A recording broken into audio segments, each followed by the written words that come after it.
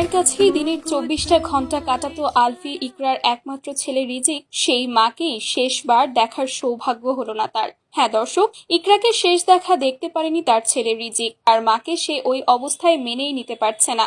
মাকে এমন করতে দেখে সে যেন ট্রমার মধ্যে পড়ে গিয়েছে, না তো কারোর সঙ্গে কথা বলছে, না কিছু মুখে নিচ্ছে খাওয়ার জন্য।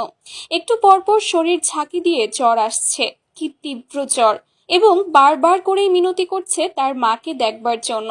সে মায়ের কাছে যেতে চায়। কে বোঝাবে এই ছোট বাবুটাকে যে তার মা আর কখনোই তার কাছে ফিরবে না?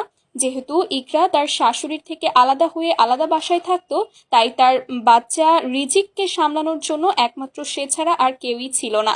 তার সংসারে এত অশান্তি থাকার পরেও সে তার নিজের পরিবারের লোকজনকেও কিচ্ছু বলতো না, তাই সাহায্য করার জন্য তারাও কখনো এগিয়ে আসেনি। ভেবেছে ইকরা তো নিজেই সামলে নিতে পারবে, সামলে নিয়েছিল।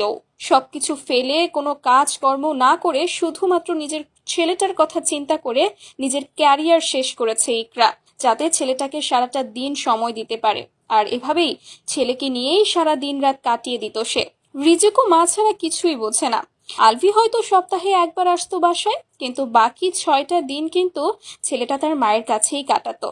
তাই মাকে ছাড়া এক মুহূর্তও যেন কাটছে না তার, বারবার মার কাছেই যেতে চাইছে। তোমায় ছাড়া ঘুম আসে